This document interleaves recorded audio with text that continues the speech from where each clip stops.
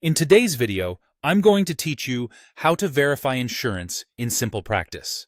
We'll walk through how to capture the key details you need so SimplePractice can recognize the client's coverage correctly. By the end, you'll know exactly where to go and what to enter, and you'll avoid the most common mistakes that cause claims and eligibility checks to fail later. Start by opening the client's profile. Make sure you're in the correct chart, especially if you work with family members who share a last name. Once the profile is open, click Edit to switch into the mode where you can update their information. From there, go to the Billing and Insurance section. This is the dedicated area for payer details and coverage specifics, separate from demographics or clinical notes, so everything stays organized and secure. In the Insurance Info area, click the Plus Insurance Info button. This opens the form where you'll add the client's coverage details. Begin with the payer. Type the payer's name exactly as it appears on the insurance card and select the correct option if there are multiple results with similar names.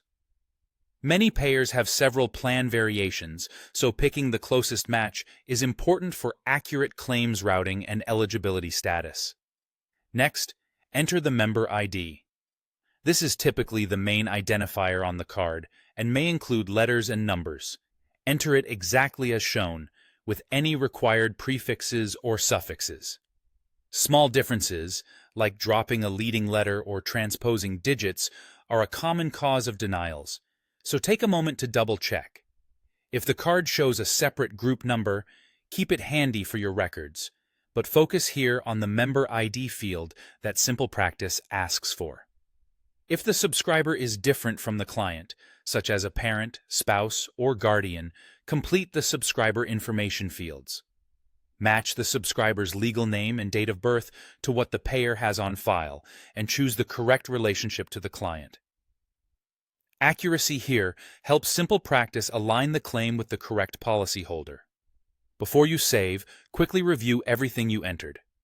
Confirm the payer name selection, verify the member ID character by character, and ensure the subscriber details are correct if applicable. When you're confident the information is accurate, click Save.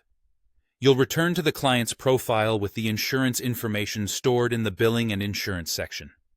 That's it. You've added the essential insurance details in SimplePractice so the client's coverage is recorded properly.